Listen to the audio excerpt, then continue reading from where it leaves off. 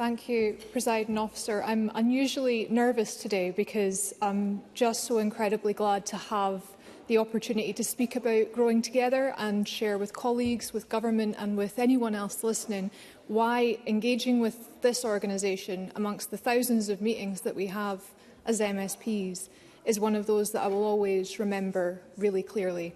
And colleagues will know the ones I mean, the ones that you remember because they really made you feel something.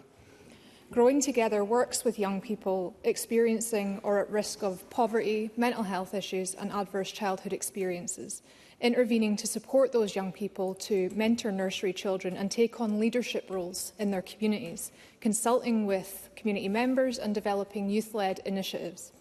Right now they are working in and around the Moray Firth and across Aberdeen. When Gavin Morgan of Growing Together reached out to me last year, I could tell that there was something really special about what the nursery programme is doing. Gavin is so passionate. There's no other way to say it. He loves what he does and he loves seeing the results of his work.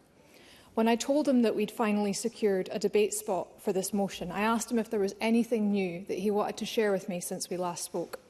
He sent me 10 bullet points, 2 PDFs and a video.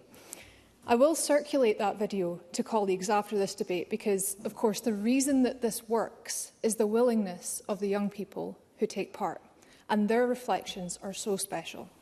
I could stand here and quote them all, but you really need to hear it from them, so I'll just share one that I think sums it up for me. I finally feel I am okay as a person. I thought everyone else was better than me. Many young people who grow up with trauma or poverty are led to believe that they're not special, that there's nothing more for them in life, that they can't offer anything to the world but anger, and that there's really no point in trying. I know because I've felt that, and it takes a lot of internal work to undo that complex belief system, and a lot of effort from those kind adults who want to convince you that it's worth giving it a go. When I was in school, I was paired with a couple of nursery boys to mentor, and I remember being really nervous about that. I didn't like boys. I grew up in an all-female household, and to me, boys were mean, they hit you, and they cared about Glasgow football teams for some reason. But answering these wee boys' questions, teaching them about the world of big school, and watching them explore everything, made me realise what I had learned so far and what I had to give back, and it made me feel more confident and responsible. So I was already sold on the concept, but I met Gavin online to chat about what he wanted to achieve.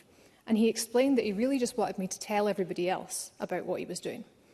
And again, it was one of those days of back-to-back team meetings, typing up notes and actions for the evening, swapping from rural affairs to healthcare to casework. But this programme, Gavin, and the energy around it stood out.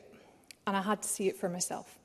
So I arranged to meet with him and some of the young people involved up at Kinmylies. I spoke with a few of the young people, some of whom had left the programme the year before, but took the opportunity of coming to speak to me to come back and be reunited with their mentees. I was so taken aback by that. I was expecting to meet the current cohort. This was a beautiful, sunny day, and those teenagers could have been down the pitches, up at the retail park, just lying in bed playing Fortnite. But instead, they came to Charleston Academy to make sure that I knew how good this programme is, and to see their old nursery partners. I was told about how one little girl cried and cried the last day of the programme because she didn't want to say goodbye. I could feel the emotion in the room that day as I heard about them reuniting just before I arrived. Another mentor shared that the parents of his mentee had sought him out and thanked him for whatever it was that he did to make their little girl come out of her shell.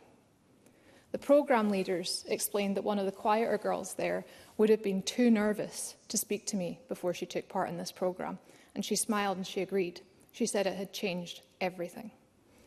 Both age groups bloomed with the belief that the programme leaders had in them and from the knowledge that they can build these relationships, learn from each other and be of value to the world.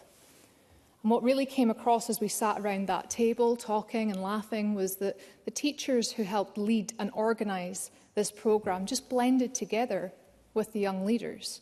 They had worked together. It wasn't a top-down instruction, it was a partnership. And I could see the way that the young people were carrying themselves as a result of that.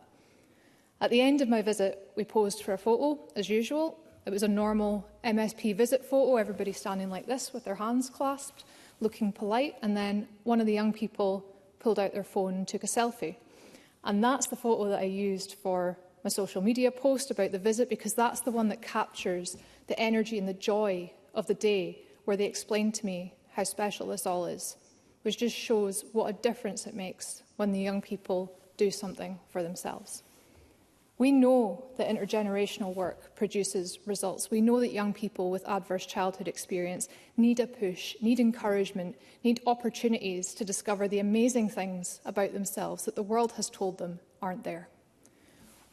We know that this works, and I think it would be a very sensible, successful move if the Scottish Government considers seriously how it can support and explore how it can expand the work of Growing Together. Now, Gavin is a busy man. He's been down in Westminster sharing his successes, and he's working with even more schools who want to join up and be part of this. But I'm sure that he could find some time in his very busy diary to help out the Minister and make sure that Scotland leads the way. If we want to tackle the attainment gap, if we want more young people in positive destinations, if we want them to be genuinely involved in their communities and feel responsibility to it, this is not an opportunity that we can ignore. So I will leave it with a question that Gavin shared with me. He said, "We're continuing to see a positive impact in both our nursery and community programmes for children and young people. Parents, teachers and young people ask, why is this not in more schools across Scotland?" Thank you. Thank you, Michelle.